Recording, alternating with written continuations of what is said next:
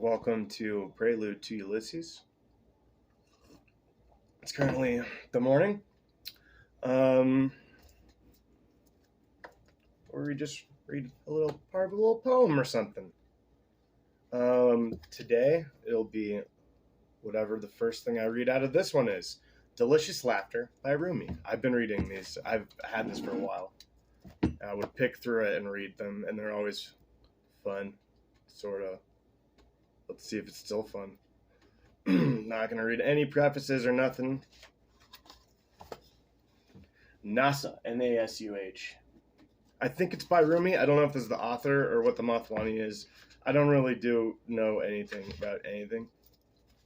So let's just go ahead and read a poem. Nasuh.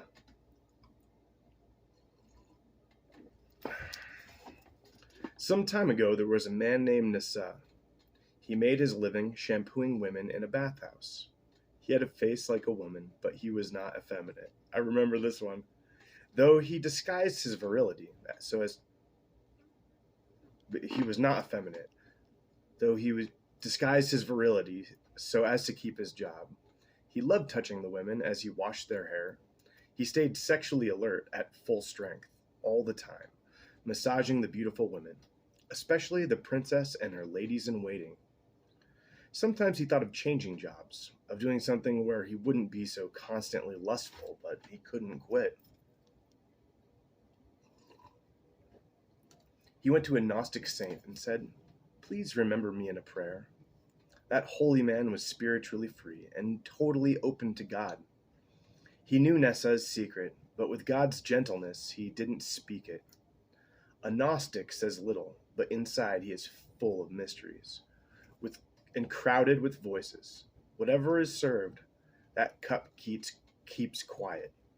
Whoever is served, that cup keeps quiet. The holy man laughed softly and prayed aloud. May God cause you to change your life in the way you know you should.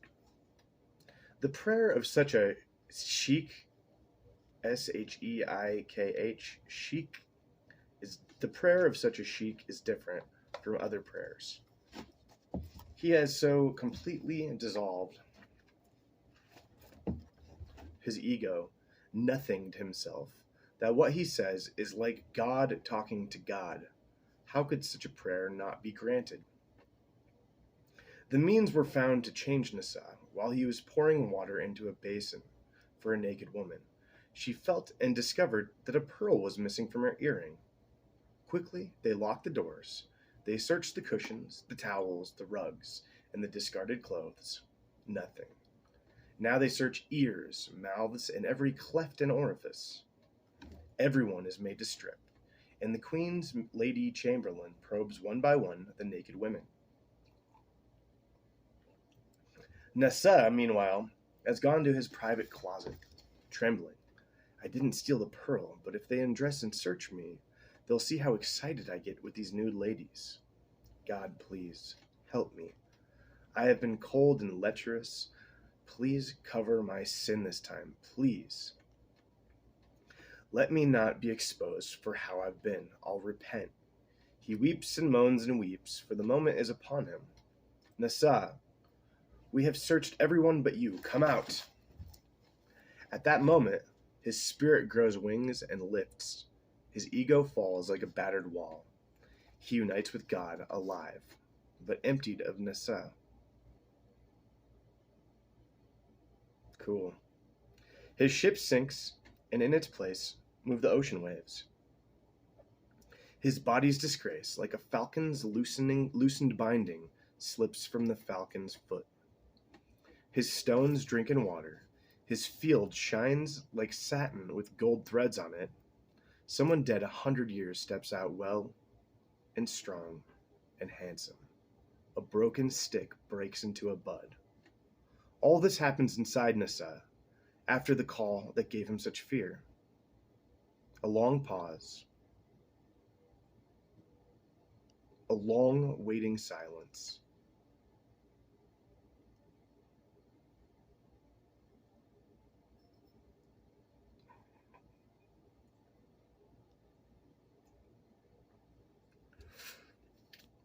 Then a shout from the bathhouse. A shout from one of the women. Here it is. The bathhouse fills with clapping. Nasuh sees his new life sparkling out before him. The women came to apologize. We're so sorry we didn't trust you. We just knew that you'd taken the pearl. They kept talking about how they suspected him and begged his forgiveness. Finally, he replies, I am much more guilty than anyone has thought or said. I am the worst person in the world.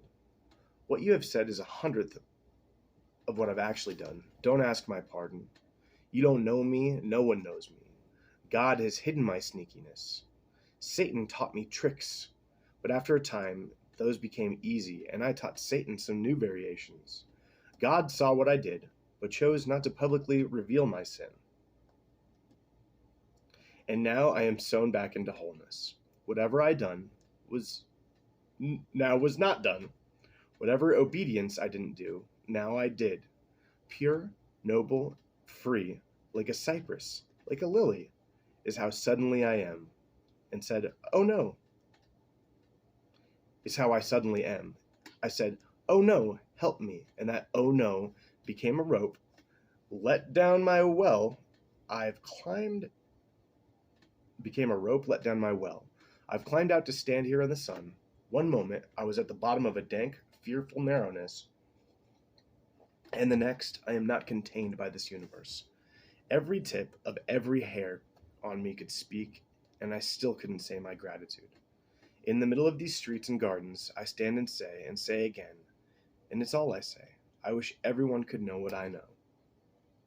Some time later, a messenger came to Nasuh.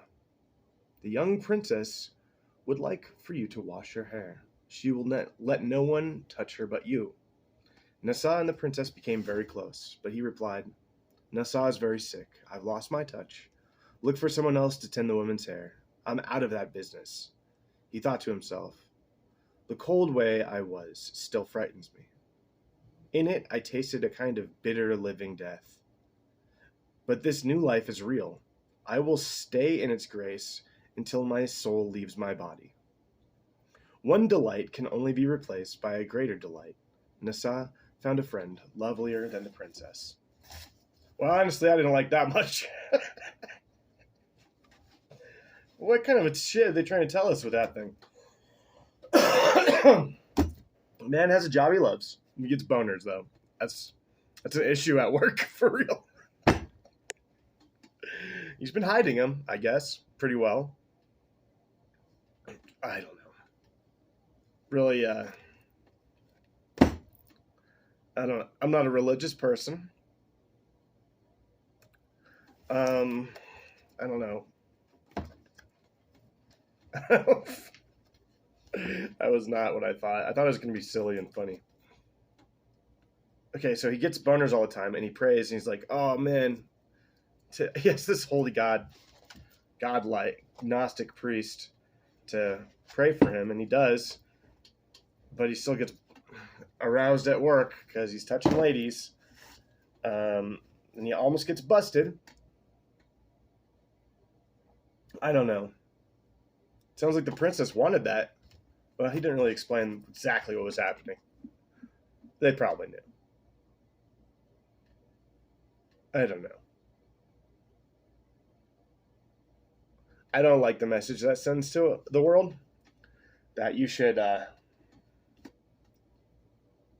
disavow your carnal desires entirely. Don't go to work like this guy did, that's for sure. You know, if you can't handle it, you know what, actually, it sounds like this dude was a creep. You know, yeah, I think that's the real moral of the story. It's not a sex negative thing, because it's not a sex thing. It's a creep thing. Maybe it is a good one. Don't be a creep at work. Or be a creep. Thanks, Mouthwani. But it sounds like the princess wanted to hang out with Nasuh even after his exposure. Also, would you want to work with people that immediately thinks that you got a pearl in your butthole? Probably not.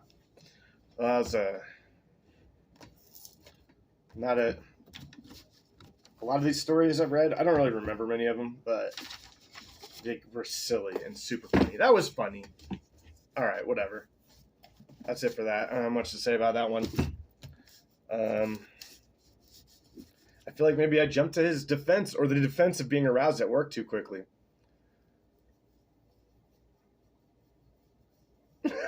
I wish I didn't, but there it is.